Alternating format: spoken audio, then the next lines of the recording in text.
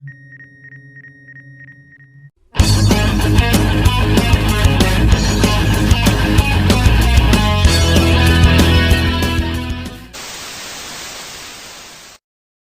semua, selamat datang kembali di cerita No Debat.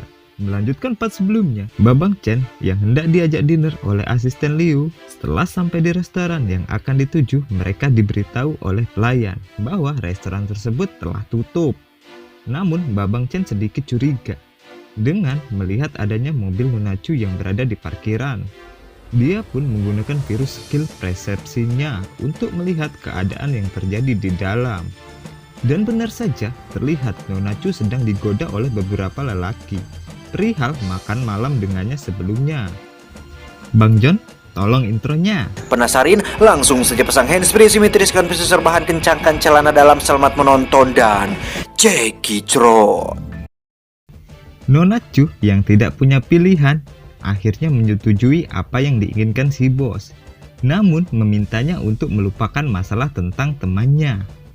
Si bos mengatakan, sekarang bukan masalah uang, dia tidak akan melepaskan orang tersebut sebelum memotong lidahnya.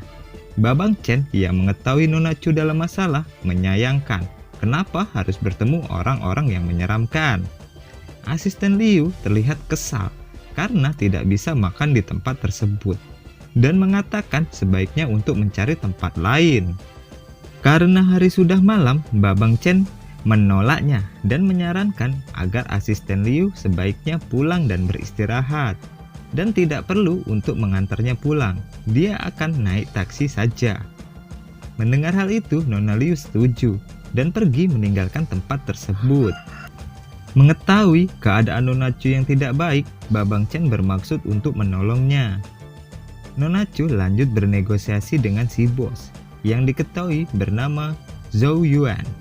Zhou lagi, dan mengatakan apa tidak ada cara lain agar masalah bisa diselesaikan secara damai. Ayam lagi. Tuan Zhou berkata pastinya ada jika dia mau melakukan sekali atau dua kali pengenceritan dengannya, maka semua masalah akan dihapuskan. Mendengar hal itu, Nona Chu merasa direndahkan dan mengatakan agar dia menjaga ucapannya jika tidak ingin masalah ini menjadi besar, mengingat Nona Chu berasal dari keluarga yang terpandang dan cukup disegani. Mendengar ancaman Nona Chu, si bos tidak peduli, yang lanjut menggodanya. Jika masalah hidup mati temannya tergantung seberapa hebat dia menjepitnya. What the fuck? Sambil diiringi tawa dari para anak buahnya. Wehehehehe. Kemudian mereka semua dikejutkan dengan suara dobrakan yang terlihat si Pak Boy Chen Wu yang datang tanpa ada sedikit rasa takut dan lanjut berkata kepada Nona Chu, kan sudah berapa kali kuingatkan untuk tidak keluar terlalu malam karena banyak serigala berkeliaran, dan lihat kondisimu saat ini. Nona Chu yang melihat kedatangan Babang Chen hanya terdiam, tidak percaya dengan apa yang ia lihat. Dan anak buah bos Zhou langsung memberikan pukulan ke arah Babang Chen. Namun dengan gerakan kecil si Bambang langsung merasakan bagaimana rasanya patah lengan. Melihat teman-temannya tersakiti, Bambang bersaudara mulai meminta teman-teman yang lain untuk menyerang bersama dan menunjukkan keganasan dari geng Serigala Putih. Namun bos Zhou menghentikan keributan dan mengatakan siapa yang menyuruh kalian untuk membuat keributan. Nona Chu yang sok tidak terjadi apa-apa, yang sebenarnya sebelum kedatangannya sempat khawatir, mulai stay cool.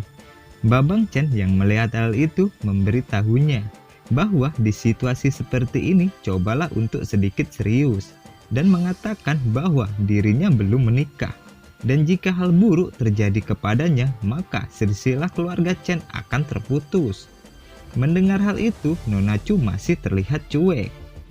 Karena melihat Babang Chen memiliki keberanian dan kemampuan yang cukup epik. Zhou Yuan berniat merekrutnya menjadi anggota Serigala Putih.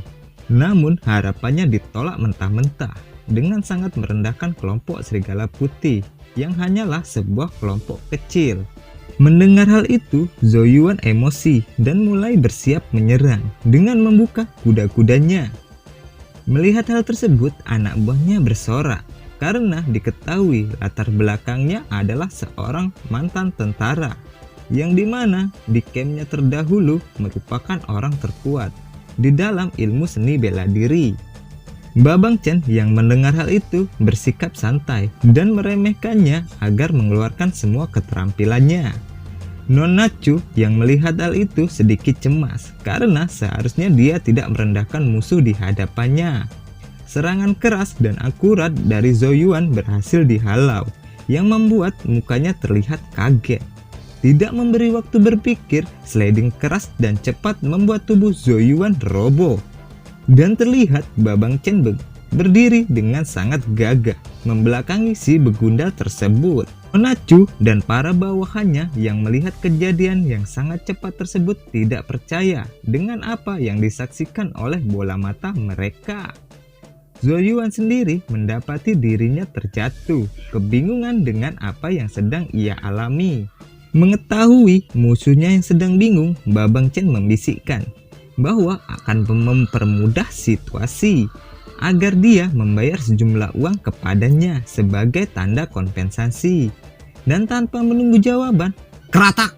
Lengan bahu Zhou Yuan mendapatkan sedikit polesan yang membuatnya berteriak histeris, merasakan rasa patah tulang. Zhou Yuan mengakui kekalahannya dan memintanya untuk menghentikan. Para anak buah yang melihat tetua mereka teraniaya mulai ingin membantu. Babang Chen yang mendengar hal itu tanpa belas kasih menginjak kaki Zhou Yuan yang membuat kakinya harus merasakan rasa pahit patah tulang yang membuatnya berteriak menjadi-jadi.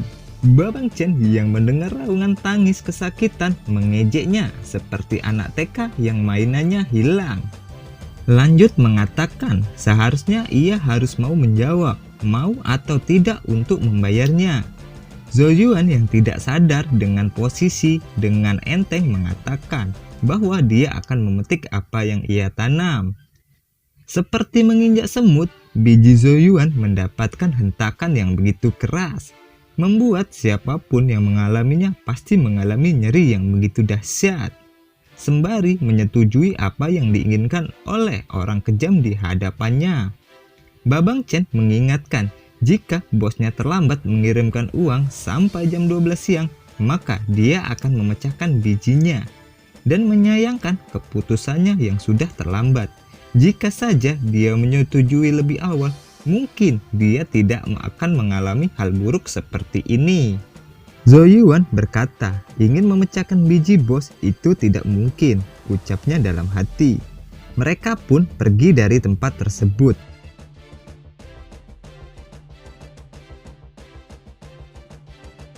Di tengah perjalanan, Nona Chu mulai menginterogasi Babang Chen bahwa rahasia apalagi yang ia sembunyikan darinya.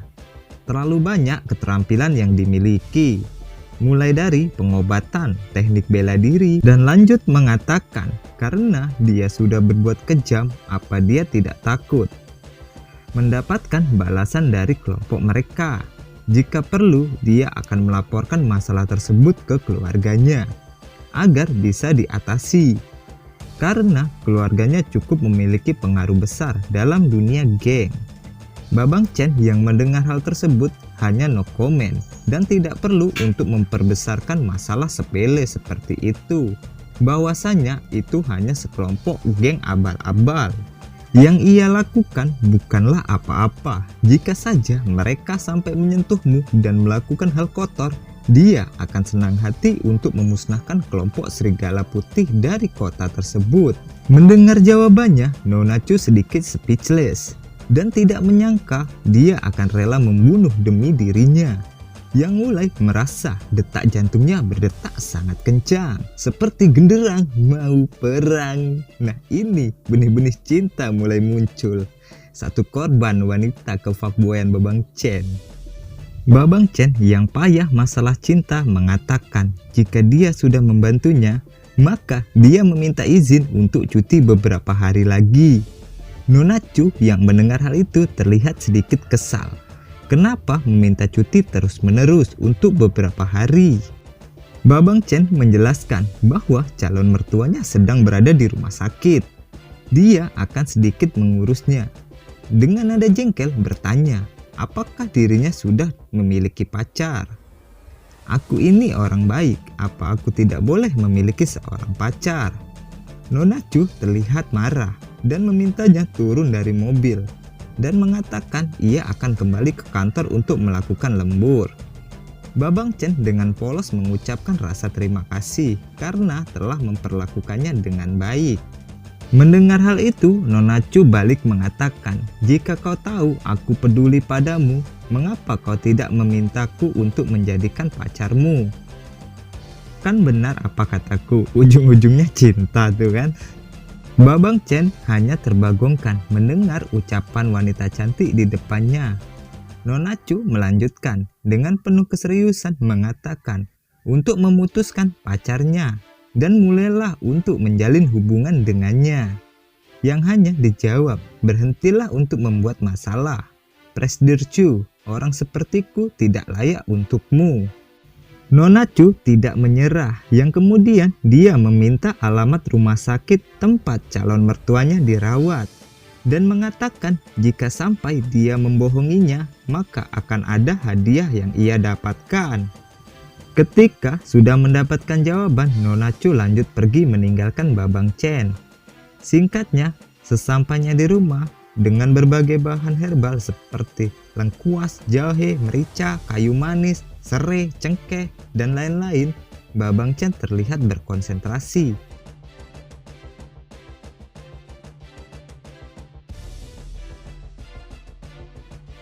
Dan berhasil membuat pil biru. Dia merasa senang karena untuk pertama kalinya berhasil membuat alkimia yang dapat membuat organ seseorang 10 tahun lebih muda, memperkuat tubuh dan memiliki efek pemulihan. Yang membuatnya berpikir jika saja ia menguasai lebih awal, mungkin Pak Tua itu tidak akan terluka dan mati. Tapi mau bagaimana lagi? Bersenang-senanglah di alam baka, karena dia tidak menyesal menjadi muridnya. Awasi saja dari langit, gerbang Feiyu akan kutaklukkan.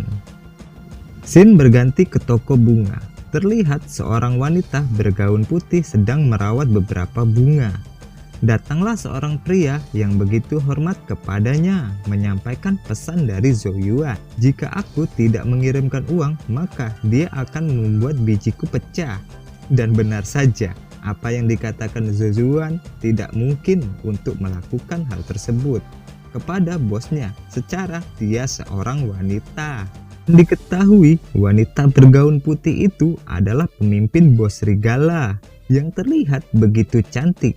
Mirip kayak wanita yang di part sebelumnya, yang naik mobil sama adiknya, yang disalib sama Babang Chen. Si Nona yang tidak mentolerir kesalahan mulai memberikan perintah dan meminta si ajudan untuk mengabarkan ke Paman Mao untuk mengirimkan uang ke rekening Babang Chen tepat waktu, dan meminta si Paman untuk mengambil alih bisnis Zhou Yuan. Si ajudan yang mendengar pun bersiap dengan apa yang diperintahkan si bos. Si Nona terlihat menelepon seseorang untuk mengirimkan CCTV kejadian tersebut dan memberi perintah untuk menyingkirkan Zhou Yuan. Scene berganti ke gedung Yumu. Terlihat Nona Chu galau akibat cintanya yang belum menemui titik terang. Dan mengatakan bagaimana mungkin dia yang seorang dewi menyukai sampah seperti Chen Wu. Keheningannya pun pecah ketika asisten Liu mengetuk pintu dan melaporkan berkas yang telah ia selesaikan. Mendengar hal tersebut, Nona Chu mengatakan bagaimana dia bisa menyelesaikan dalam semalam, yang kemudian dijelaskan bahwa semua itu berkat Babang Chen. Hampir semua proposal dia yang menyelesaikan. Belum selesai dengan tanda tanya yang kemarin, hari ini ia dikejutkan lagi dengan apa yang dilakukan Chen Wu. Dan meminta asisten Liu untuk menceritakan detailnya. Dan itulah yang menjadikan alasan asisten Liu pagi-pagi sudah melapor. Di saat yang bersama, Zhou Yuan ditembak mati oleh seseorang. Pria tersebut kemudian melaporkan kepada bosnya bahwa perintah pertama sudah dibereskan. Dan berikutnya adalah pria yang bernama Chen Wutian. Di tempat tersebut terlihat banyak sekali mayat yang tergeletak dan penutup yang cukup membagongkan lagi. Salam cerita no debat.